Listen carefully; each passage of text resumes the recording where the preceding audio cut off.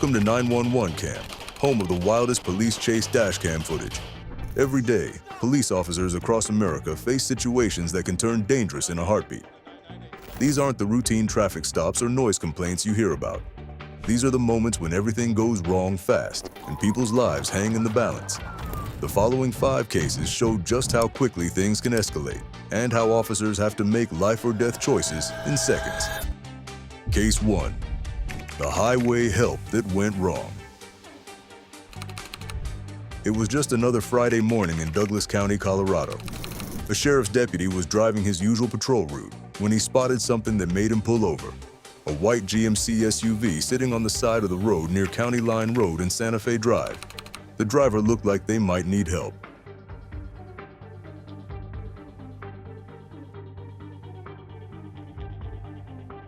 This is the kind of thing deputies do all the time.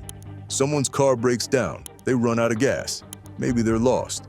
It's usually no big deal. The deputy parked his patrol car and started walking toward the SUV, probably thinking he'd be back on the road in 10 minutes.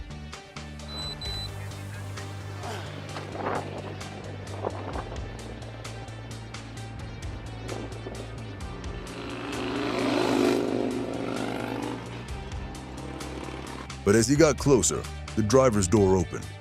Out stepped 26-year-old Dion Marcus Rivas Mistas, and he wasn't holding car keys or a phone. He had a military-style semi-automatic rifle in his hands.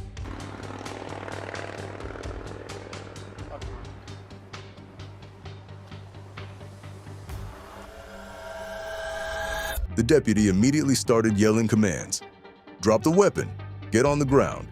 Basic stuff that any officer would shout in this situation. But Mistas didn't listen.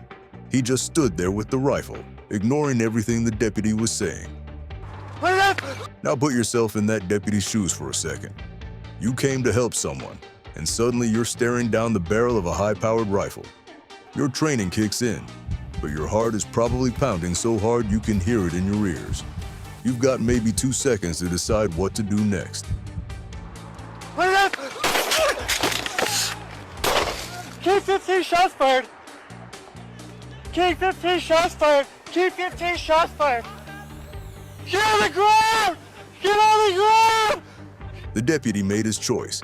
He drew his weapon and fired, hitting Mistas in the arm. The suspect went down, and the immediate threat was over. Mistas ended up in the hospital and later faced assault charges. The deputy was put on administrative leave while investigators tried to figure out exactly what happened and why. Case 2. The sword in the bushes. Down in Pomona, California, March 30th, 2020 started like any other evening for the local police. Then around 7:15 p.m., a 911 call came in that made everyone's night a lot more complicated. Someone had been attacked with a sword near Reservoir Street and 3rd Street. 911 operator 57, state your emergency. I love you. I'm at the corner of San Antonio and on a ring, and they just hit me with a sword in the back of the head. He hit you with a sword? Yeah. Okay, I need you to stop where you are so I can have an officer contact you. Did you need the paramedics? Yeah, you might need someone to check my head out. I don't know, he hit me hard with a sword. He's still in the area? He's walking like nothing happened. He's walking down the street. What direction is he walking? He's walking on San Antonio towards Is he northbound or southbound? He's heading towards 2nd Street. I don't know I guess it would be southbound. What's he wearing, color shirt and pants? He's wearing a light blue beanie, dark blue sweater, and blue pants. When officers arrived, they found the victim with a nasty head wound. He told them what happened. Someone had come at him with an actual sword, like something out of a movie. The attacker was still somewhere in the area, armed and dangerous. Corporal Chad Jensen got the call to track down the suspect.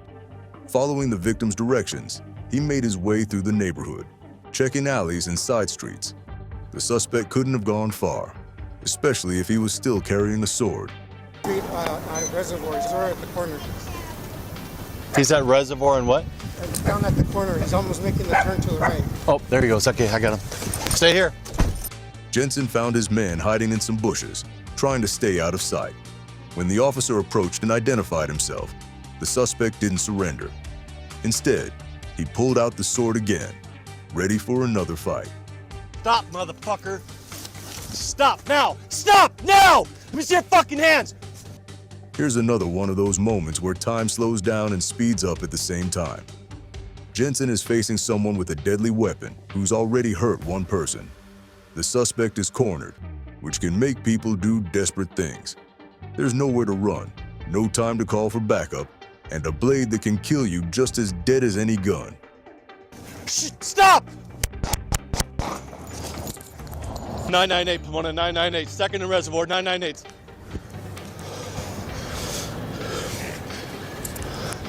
Give me medical aid over here now. Jensen fired his weapon. The suspect was hit and died right there at the scene. The original victim was taken to the hospital and made a full recovery, but the whole thing was over in minutes. One moment Jensen was responding to a routine call, the next he was involved in a fatal shooting. Case 3, the family fight that turned deadly. Fullerton, California, May 3, 2020. Police got a call about a family dispute in the 2200 block of East Commonwealth Avenue. These calls are tricky because emotions run high and people who know each other can be unpredictable.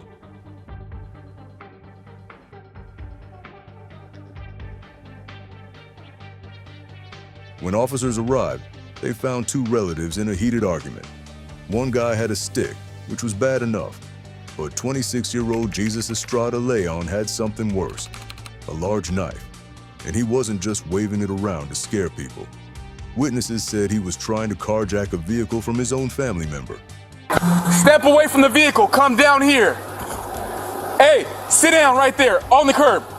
Sit on the curb now. Sit on the curb now. Get out of the vehicle. The responding officers did everything by the book. They tried talking to Leon for several minutes, trying to calm him down and get him to drop the knife. These kinds of situations sometimes work out if you can just get people to cool off and think straight. But Leon wasn't cooling off. He was getting more agitated and aggressive by the minute. The officers decided to try less lethal options first. They fired 2 beanbag rounds at Leon, hoping the impact would make him drop the weapon without causing serious injury. Baja la navaja. Baja la. Beanbag, beanbag. Beanbag, beanbag.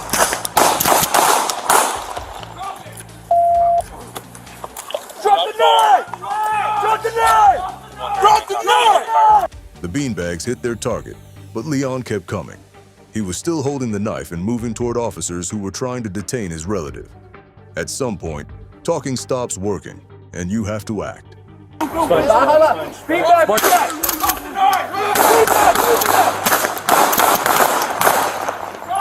The officers opened fire. Leon was hit and transported to a nearby hospital, but his injuries were too severe.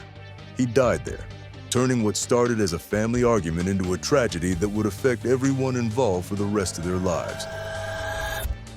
Case 4, the Walmart standoff. It started as what should have been a routine call, someone threatening a security guard at a local Walmart. But when officers arrived on scene, they quickly realized this wasn't going to be your typical disorderly conduct situation. Like a real one or a fake one? Oh no, but I wasn't going. Hey, let me see your hands.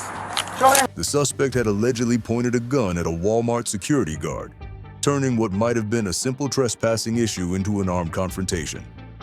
When police arrived, they did exactly what they're trained to do. They ordered the suspect to drop the weapon and tried to de-escalate the situation. But the suspect wasn't interested in talking things out. Instead of complying with the officer's commands, he made the worst possible decision. He drew his firearm, directly threatening the lives of the responding officers. Put your hands up. Put your hands up now. Just show your hands. Picture yourself in that moment. You're trying to resolve what started as a complaint about someone bothering a security guard, and suddenly, you're looking at someone who's willing to kill you to avoid arrest. There's no time to call for backup, no time to set up a perimeter, no time to try less lethal options. Just show. Put your hands up. Don't do it. Put your hands up, buddy. Hey. It ain't even worth it. What are you doing? Hey, just set it down. Just drop it. Just set it down. It's all good, dog. Set it down. Set it down. The officers opened fire in self-defense. In situations like this, hesitation can mean the difference between going home to your family and being carried out in a body bag. The confrontation escalated into what the officers described as a dangerous and volatile situation. Shots fired, 1033.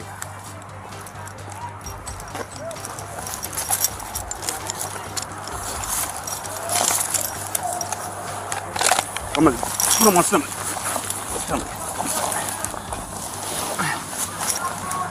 The suspect was critically injured in the exchange and rushed to the emergency room for immediate medical treatment. Once he was stabilized, he was taken into custody, ending what could have been a much worse situation.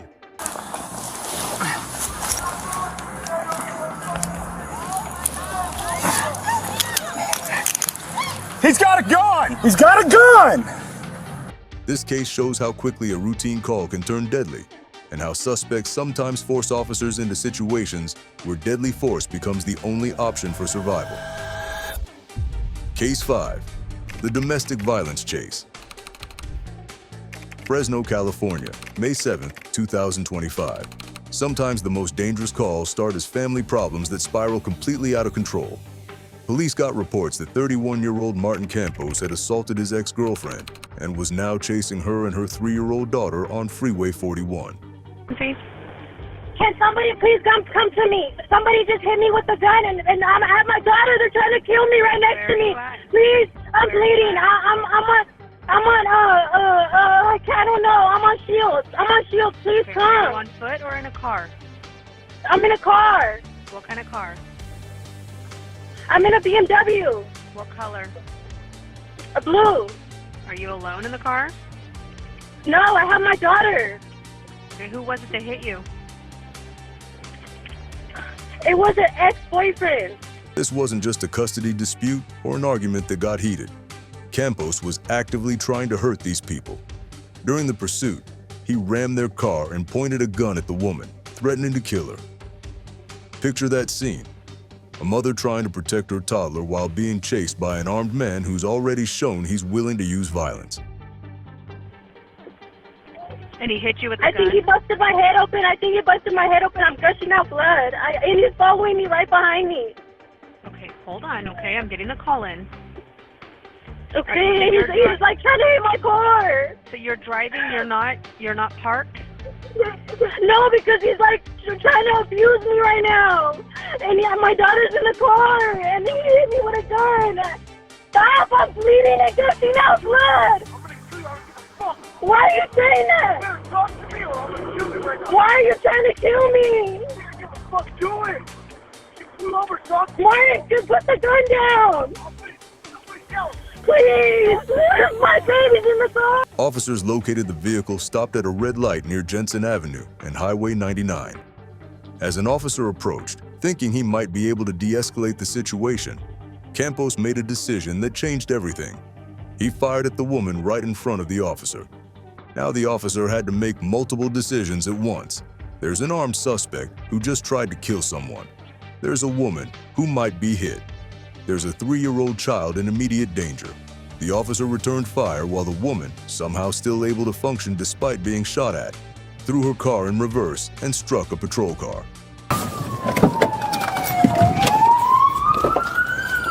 You see your heads!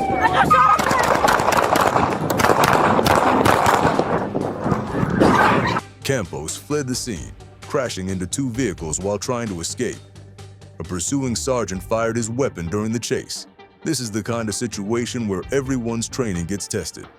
Multiple officers, civilian casualties, a high-speed chase, and an armed suspect who's already shown he'll kill to get away.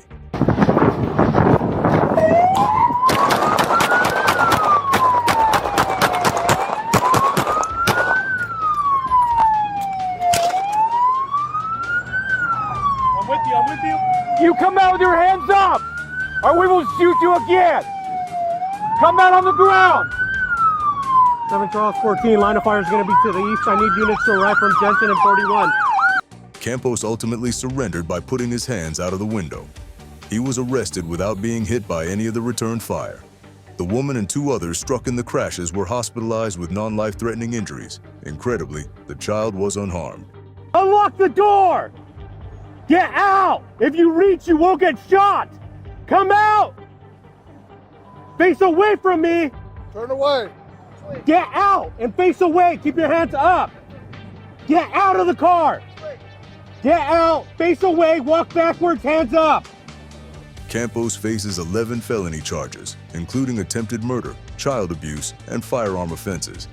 He remains in custody on $1,785,600 bail and could face over 35 years plus life in prison if convicted. This case shows how domestic violence can escalate into public danger in minutes, and how officers have to protect not just themselves, but innocent victims caught in the crossfire. Case 6. The man cutting himself. Denver, Colorado, May 19, 2021. Officers Katie Phillips and Jordan Archuleta got one of those calls that makes your stomach drop. Someone was reporting a man with a knife near Federal Boulevard and Harvard Avenue. But this wasn't your typical weapon call. The man was cutting himself.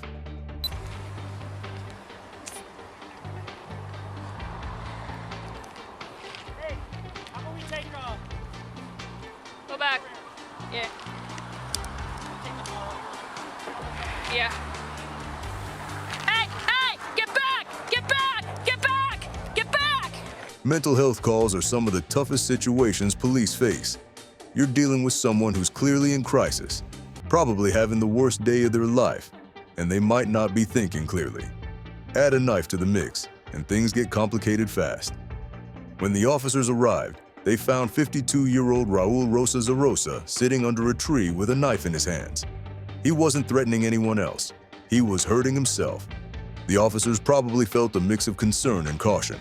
They wanted to help this man, but they also had to protect themselves and any bystanders.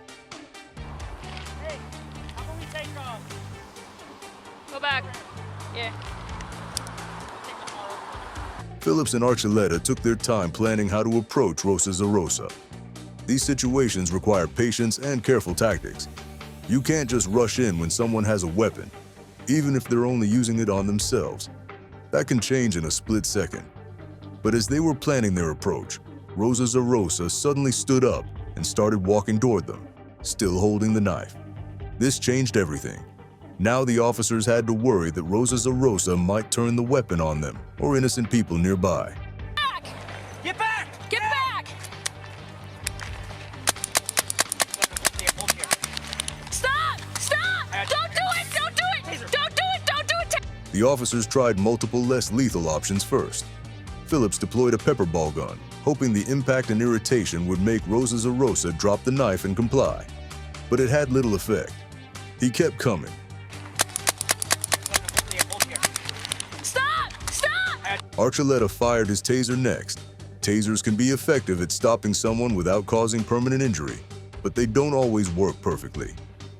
Only one probe hit Rosas Arosa, which meant the electrical circuit wasn't complete. The taser was useless. Rosas Arosa continued advancing toward the officers with the knife.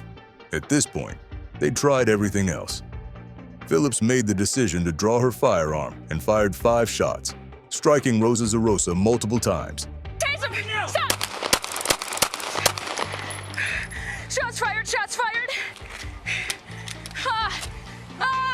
Don't move! Drop the knife! Stop! Stop! Stop! Stop! Stop! Get back! Get back! Get back! Get back! Get back! Rosas Arosa fell to the ground and threw the knife away. The immediate threat was over, but now the officers switched into life-saving mode. They provided immediate medical aid and called for paramedics. Rosas Arosa was rushed to Denver Health Medical Center, but his injuries were too severe. He died from multiple gunshot wounds.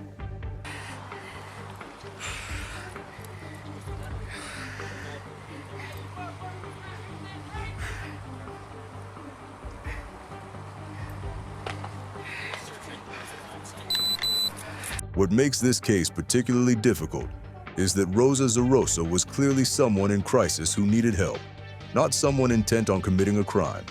But when he advanced on the officers with a knife, after less lethal options failed, they had to make a choice to protect themselves and the public.